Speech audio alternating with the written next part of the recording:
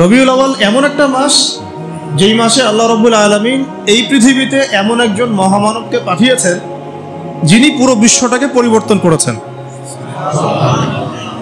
এবং যিনি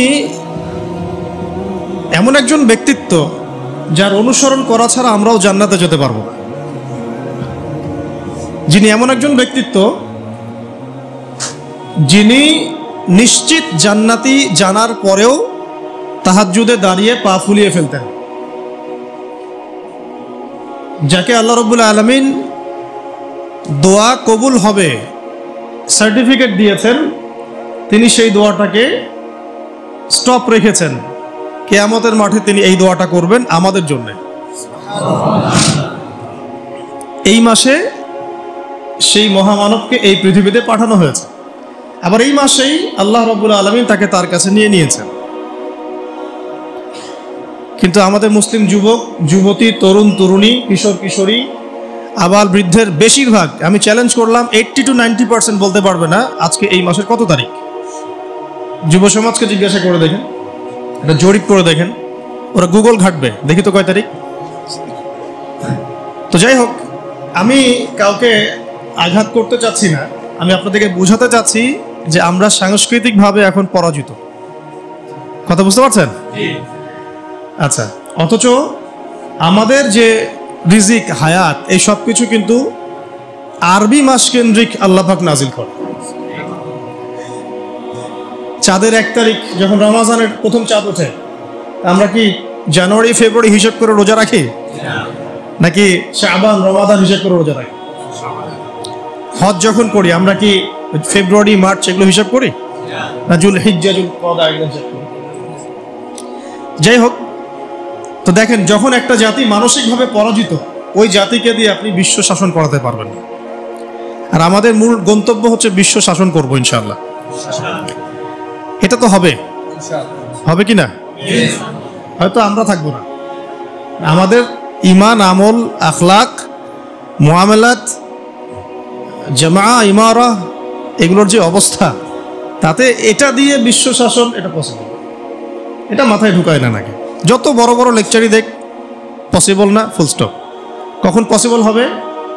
যখন আবু বকর, ওমর, ওসমান, আলী রাদিয়াল্লাহু আনহুম আজমাইন, সাহাবায়ে কেরাম, তাদের মতো ওই আদলে একটা জেনারেশন গড়ে উঠবে তখন। এখন কি সেরকম জেনারেশন আছে? হিসেব করে দেখবেন, একটা সমাজের মধ্যে 80% মানুষ নামাজ পড়ে না। আমি চ্যালেঞ্জ করলাম। আর যারা নামাজ পড়ছি তাদের নামাজে কার কতটুকু বিশুদ্ধতা আছে এটাও একটা বিষয়। তেলাওয়াতের, রুকু সেজদার, তাসবিহ তাহলিলের, তারপরে আপনার খুশু খুজুর, এটাও একটা বিষয়। তারপরে আবার যারা আমরা পড়ি, আমরা কতজন আবার জামাতে পড়ি, এটাও একটা বিষয়। আর মহিলাদের তো দিনদারিতার অবস্থা আগে ভালো ছিল, এখনকার জেনারেশনের মহিলাদের যে অবস্থা, তো এই মেয়েদেরকে ঘরে নিয়ে আসলেও যে আপনি সুসন্তান পাবেন, এটাও ইল্লা মাশাআল্লাহ, যদি আল্লাহ চায় তাহলে সম্ভব, আদারওয়াইজ সম্ভব না। রোজা রাখে কত পার্সেন্ট দেখবেন হিসাব করে, কত পার্সেন্ট মানুষ যাকাত ফরজ হওয়ার পরে যাকাত দিচ্ছে, এটা হিসাব করে দেখবেন। এটা হিসাব করা যাবে, কিন্তু আমরা যদি আদমশুমারি করতে পারি, নামাজ শুমারিও করা যায়, সম্ভব ছিল। আবার ব্যবসা বাণিজ্য করতে গিয়ে কত পার্সেন্ট মুসলমান হালাল খায়, এটা আরো বড় কথা। চাকরি বাকরি, ব্যবসা বাণিজ্য, এই সব কিছুর মধ্যে এখন সুদ, ঘুষ আর দুর্নীতি। আমার কথা একদম সোজা সাপটা, কারো ভালো লাগলে লাগুক, না লাগলে নাই। আর আমার কবরে তার সে যাবে না, আর আমিও তো তার কবরে যাব না। ঠিক আছে? একটা মন্তব্য করার পর যদি এটা নিয়ে সারা দেশে হইচই শুরু হয়ে যায়, কিছুই যায় আসে না আমার। কারণ যেটা সত্য সেটা বলতে হবে, বলতে হবে কিনা? তবে আমি চেষ্টা করছি ভদ্র ভাষায় বলার জন্য, কাউকে আঘাত না করে। কাউকে আঘাত করা নবীর সুন্নত নয়, আমাদের সুন্নত। এটা আমাদের সুন্নত, মানুষকে আঘাত করা। হ্যাঁ, তো কত পার্সেন্ট মানুষ হালাল খায় এটা বড় কথা। হালাল ইনকাম ছাড়া ইবাদত আবার কবুল হচ্ছে না। ঘরে ঘরে সুদ, চাকরির পরতে পরতে ঘুষ, ফাইল নড়ে না। আর দুর্নীতি বাংলাদেশের প্রধান সমস্যা। বাংলাদেশের প্রধান সমস্যা কিন্তু আপনার এটা নয় যে আমাদের ডলার নাই, ডলার সংকট, এইটা ওইটা, এগুলো মূল সমস্যা না। কিন্তু আমাদের এই পুরো ন্যাশনের 1 নম্বর সমস্যা হচ্ছে করাপশন, দুর্নীতি। আর এই নৈতিকতার শিক্ষাটা কোত্থেকে মানুষ পাবে? যে আমাকে যে ভালো হয়ে চলতে হবে, অন্যের হক নষ্ট করব না, করলে আল্লাহ ধরবেন, হ্যাঁ আমার দুর্নীতি করা যাবে না, এটা হারাম হচ্ছে, মানুষের হক নষ্ট হচ্ছে। এই শিক্ষাটা কি স্কুলে দিবে, কলেজে দিবে, বিশ্ববিদ্যালয়ে দিবে, নাকি আপনাকে নামাজ এবং কোরআন দিবে? ইসলাম থেকে আবার মানুষকে দূরেও সরাচ্ছি, আবার মানুষকে সুশীল বানানোর চেষ্টাও করছি। কি একটা অবস্থা! মানে আমি মদের লাইসেন্সও দিচ্ছি, আবার মদ থেকে মানুষকে বিরত রাখারও চেষ্টা করছি। আশ্চর্য কথা। সিগারেট বিক্রিও করছি, আবার লিখছি যে এখানে ধূমপান স্বাস্থ্যের জন্য ক্ষতিকর। তাহলে বোঝেন, এই জাতিটাকে দিয়ে আপনি কি বিশ্ব শাসন করতে পারবেন? নবী সাল্লাল্লাহু আলাইহি ওয়াসাল্লামকে আল্লাহ পাক এমন একটা যুগে এই পৃথিবীতে পাঠিয়েছিলেন যেটা আমাদের চাইতেও জঘন্য একটা যুগ ছিল। আমরা এখন যে কথাগুলো বললাম, যে আমাদের অর্থনীতির মধ্যে সমস্যা, মুআমালাতের সমস্যা, ইবাদতের সমস্যা, এর চেয়েও জঘন্য একটা যুগে আল্লাহ রাব্বুল আলামিন তার প্রিয় হাবিব মুহাম্মদ সাল্লাল্লাহু আলাইহি ওয়াসাল্লামকে এই মক্কাতে পাঠিয়েছেন। ওটাকে আমরা কি বলি? আইয়ামে জাহিলিয়া। কোন মাসে? কয় তারিখে? এটা নিয়ে আরেকটা মিসকনসেপশন আছে, এটা নিয়ে অনেক বর্ণনা আছে। অনেকগুলো সিরাতের কিতাবের মধ্যে 12 তারিখ পাওয়া যায়, আর অনেকগুলো সিরাতের কিতাবের মধ্যে 9 তারিখ পাওয়া যায়। 9-12, অনেকে 10-11 বলেছেন কেউ কেউ। এটা নিয়ে একটা মত পার্থক্য আছে। তো মত পার্থক্য থাক, মত পার্থক্যের জায়গায় ওইটা নিয়ে আমাদের, ওই যে বললাম, আমাদের শেকড়ে যাইতে হবে। ডালপালা নিয়ে এত নাড়াচাড়ার প্রয়োজন আছে? এই মাসে আল্লাহ রাসূল সাল্লাল্লাহু আলাইহি ওয়াসাল্লামকে আল্লাহ পাক দুনিয়াতে পাঠিয়েছেন এই মানবতার মুক্তির দূত হিসেবে। এটাই বড় কথা, তাই না? এখন কিভাবে তিনি মানবতাকে মুক্তি দিয়েছেন ওইটা আমরা দেখব, নাকি? আমাদের মূল জায়গাটা কোনটা? কিভাবে তিনি এই পথ ভোলা জাহেলি মানুষগুলোকে খাঁটি মানুষ বানালেন, এটা দেখব, নাকি? ওই সুন্নতটা যদি আমরা আবার চালু করতে পারি, তাহলে পৃথিবীর এমন কোনো সভ্যতা নাই যেটা পরিবর্তন হবে না ইনশাআল্লাহ। এই তো কথা। আচ্ছা, যে মানুষটাকে আল্লাহ পাক পাঠিয়েছেন এই বিষয় পরিবর্তন করার জন্য, কোরআন দিয়ে, সুন্নাহ দিয়ে, তার আদর্শ দিয়ে, এবং আমরা তার উম্মত বলে দাবিও করি, এবং আমরা তাকে অনুসরণ না করলে জান্নাতে যেতে পারবো না। তিনি আমাদের জন্য সুপারিশ করবেন। তো সেই প্রিয় নবীর প্রতি ভালোবাসা তো আমরা খুব দেখাতে চাই। যখন কেউ তাকে গালিগালাজ করে বা কটূক্তি করে, আমরা তো অনেক ভালোবাসা দেখাতে চাই, এটা তো ভালো, মাশাআল্লাহ। কিন্তু সেই নবীর জীবনী যদি আপনি না পড়েন, এটা কি আপনার জন্য লজ্জার নয়? আমাদের ব্যর্থতা না? আমার হাতে একটা পাতলা বই আছে, সিরাতের অনেক বই আছে।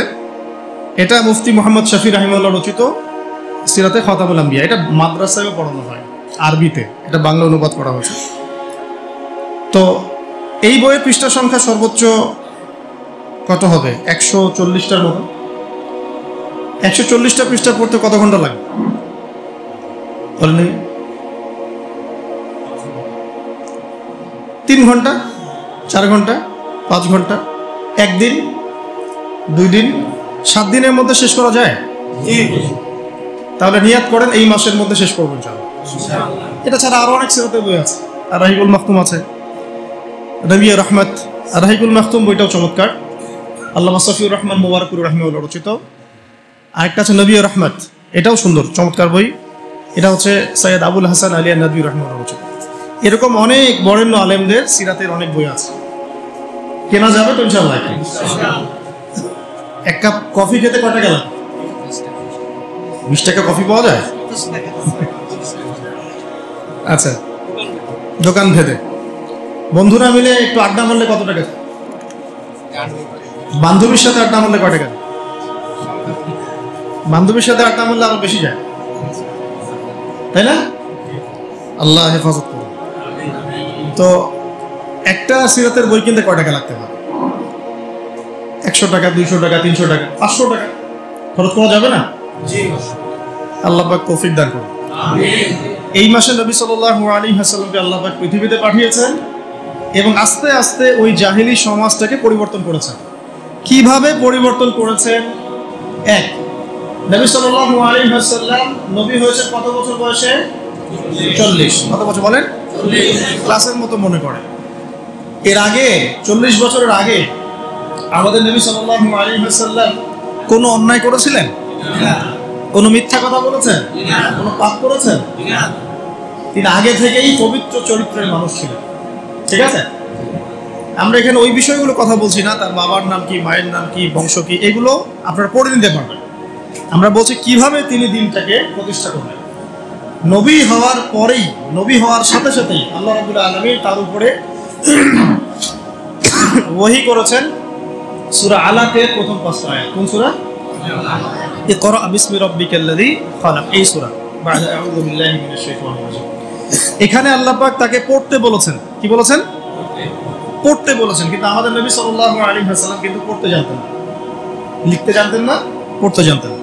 আল্লাহ পাক তাকে এভাবে কোনো স্কুল, কলেজ, মাদ্রাসা এভাবে তিনি পড়াশোনা করে আসেন নাই। আল্লাহ পাক তাকে জ্ঞান শিক্ষা দিয়েছেন। আল্লাহ পারেন কি না? তার মানে এখন দিনের জন্য আমরা যাই করতে চাই না কেন, প্রথম কাজ কি বলেন? ব্যাস, পেলেন তো?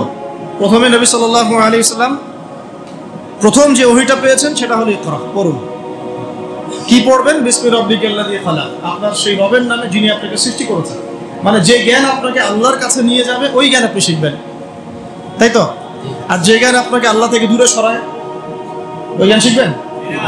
আমরা এখন বেশিরভাগ ক্ষেত্রে ওই জ্ঞানই শিখছি যে জ্ঞান আমাদেরকে আল্লাহ থেকে দূরে সরাচ্ছে দিন দিন, তাই না?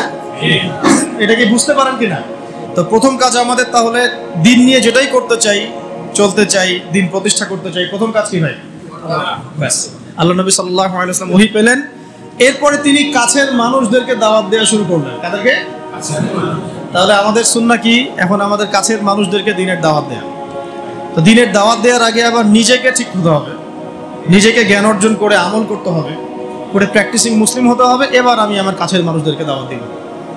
কাছের মানুষ বলতে সবার আগে ইসলাম কবুল করেছেন কে? তার স্ত্রী খাদিজা রাদিয়াল্লাহু আনহা, কাছের মানুষ আবু বকর সিদ্দিক রাদিয়াল্লাহু আনহু, চাচাতো ভাই আলী ইবনে আবি তালেব, হ্যাঁ, যায়েদ ইবনে হারেসা রাদিয়াল্লাহু আনহু, আস্তে আস্তে এভাবে উসমান ইবনে আফফান, আব্দুর রহমান বিন আউফ, সাদ ইবনে আবি ওয়াক্কাস, তালহা বিন উবাইদুল্লাহ, জুবাইর ইবনে আওয়াম, আস্তে আস্তে আস্তে আস্তে মানুষ ছড়াতে থাকলো। প্রথম সুন্নাহটা কি তাহলে? আগেই একদম মানে কি বলবো, আগেই একদম বিশ্ব শাসন করার চিন্তা করা, আগে কাছের মানুষদেরকে পরিবর্তন করা। আর এই পরিবর্তন করতে গিয়ে অনেকে কথা শুনতে পারে, অনেকে কথা নাও শুনতে পারে। যারা শুনবে আলহামদুলিল্লাহ, যারা শুনবে না তাদের কোনো সমস্যা নেই। নবী সাল্লাল্লাহু আলাইহি ওয়াসাল্লামের অনেক চাচা ছিলেন, প্রায় 7 থেকে 9 জন। সবাই, কেউ কি ইসলাম কবুল করেছেন? মানে সবাই কি ইসলাম কবুল করেছেন? পরের দিকে আব্বাস রাদিয়াল্লাহু আনহু ইসলাম কবুল করেছেন। কিন্তু এই যে আবু জাহেলের নাম শুনেছেন, আবু লাহাবের নাম শুনেছেন, তারা কি সম্পর্কে নবী সাল্লাল্লাহু আলাইহি ওয়াসাল্লাম কি হতেন? তার মানে দাওয়াত দিলে কাছের সব মানুষ ইসলাম কবুল করবে বা দাওয়াত গ্রহণ করবে জরুরি না, নাও করতে পারে, বরং শত্রুতাও করতে পারে, তাই তো? কিন্তু আমাদের শুরুটা হবে এভাবে। তারপরে এরপরে নবী সাল্লাল্লাহু আলাইহি ওয়াসাল্লামকে আল্লাহ পাক ওহী করলেন, সূরা শুআরার মধ্যে আছে ওয়া আনজির আশিরাতাকাল আকরাবিন। এবার তোমার বংশের আত্মীয় স্বজনকে দাওয়াত দাও। বংশ আছে না আমাদের সবার? বংশের আত্মীয় স্বজন সবাইকে নবী সাল্লাল্লাহু আলাইহি ওয়াসাল্লাম সাফা পাহাড়ের নিচে ডেকেছেন। কোন পাহাড়? সাফা মারওয়া দেখেছেন কিনা? যারা গিয়েছেন দেখেছেন হয়তো। সাফা তো আর আগের মতো নাই, এটা এখন গ্লাস দিয়ে বন্ধ করা আছে। তো সাফা পাহাড়ের পাদদেশে নবী সাল্লাল্লাহু আলাইহি ওয়াসাল্লাম এই ইয়া মা'আশারাল কুরাইশ সবাইকে ডেকেছেন। ডেকে বলেছেন, আমি যদি তোমাদেরকে বলি এই পাহাড়ের পিছনে সেনাবাহিনী আছে, তোমাদেরকে আক্রমণ করবে, তোমরা কি বিশ্বাস করবে আমার কথা? সবাই বলছে হ্যাঁ করব। কেন করব না? তুমি হচ্ছে আল আমিন, সত্যবাদী, তুমি সবসময় সত্য কথা বলো, তোমার কথা কেন বিশ্বাস করব না? তখন তিনি বললেন যে তোমরা কুলু লা ইলাহা ইল্লাল্লাহ তুফলিহুন, তোমরা সবাই বলো যে আল্লাহ ছাড়া প্রকৃত কোনো মাবুদ নাই, তাহলে সফল হয়ে যাবে। ব্যাস, এই বলার সাথে সাথেই নবী সাল্লাল্লাহু আলাইহি ওয়াসাল্লামকে পাথর মারা শুরু। আবু লাহাব কে মেরেছে প্রথম? ওই জন্যই তো সূরা নাজিল হলো, তাব্বাত ইয়াদা আবি লাহাবিও। ব্যাস, এই হলো শুরু। তারপরে নবী সাল্লাল্লাহু আলাইহি ওয়াসাল্লাম নবুয়তের বয়স কত? 23 বছর। কত বছর? এই 23 বছরের মধ্যে মক্কায় ছিলেন কত বছর বলেন? 13 বছর। আর মদিনায় 10। এই প্রথম 13 বছর মক্কায় ছিলেন। প্রথম 13 বছরের প্রথম 3 বছর তিনি এইভাবে গোপনে দাওয়াত দিয়েছেন। কত বছর? 3 বছর। আমরা তো 3 দিন দাওয়াত দিয়ে হাবশায় যাই, তাই না? প্রথম 3 বছর আল্লাহর নবী গোপনে দাওয়াত দিয়েছে, গোপনে গোপনে, individually, man to man, door to door. তারপরে তিনি প্রকাশ্যে দাওয়াত দেওয়া শুরু করলেন। আর যখনই প্রকাশ্যে দাওয়াত দেওয়া শুরু করলেন, ব্যাস তখনই তার উপরে অমানবিক সব নির্যাতন নেমে আসে।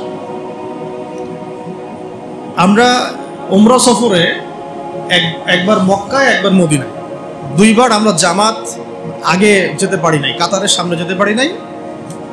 তো তাপমাত্রা দেখলাম সেদিন প্রায় 44 ডিগ্রি তাপমাত্রা, 44 কি 42 ডিগ্রি তাপমাত্রা, গরম।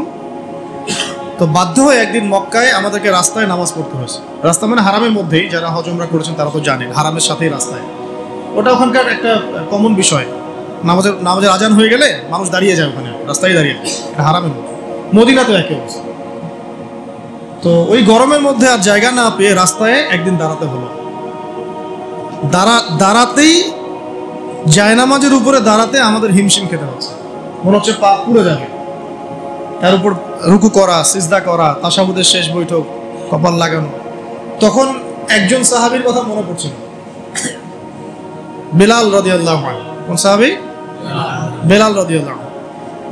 এটা তো কিছুই না, তাকে মরুভূমির গরম বালির মধ্যে শুইয়ে উপর থেকে চাবুক মারা হয়েছে, তার উপর বুকে পাথর চাপা দেওয়া হয়েছে। তো নির্যাতনের, আমরা আসলে নির্যাতনের নও জানি না। এই যে আমাদের জেল, জুলুম, তারপরে গুম, এগুলো কিছু না। নির্যাতন যা হয়েছে সাহাবীদের উপরে এবং আমাদের নবী সাল্লাল্লাহু আলাইহি ওয়াসাল্লামের উপরে, এটা কল্পনার বাইরে। আমরা এটা কল্পনা করতে পারবো। আমরা এই যে পৃষ্ঠার মধ্যে এগুলো পড়ি, খালি পড়লে তো আর আপনি আমরা তো ফিল করতে পারবো, অনুভব করতে পারবো। যারা ওই সময় ছিলেন, দেখেছেন, তারা বুঝবে, তাই না বিষয়টা? নবী সাল্লাল্লাহু আলাইহি ওয়াসাল্লামকে প্রায় 15 বার হত্যা করার চেষ্টা করা হয়েছে এবং তাকে মোটামুটি মানুষ প্রায় 15-16টা গালি দিয়েছে সারা জীবনে। কাকে গালি দিয়েছে? এমন একজন মানুষকে যার সামনেও কোনো গোনা নাই, পিছনেও কোনো গোনা নাই, যিনি তার সমস্ত পরিশ্রম করছেন উম্মার জন্য, তার নিজের স্বার্থে নয়।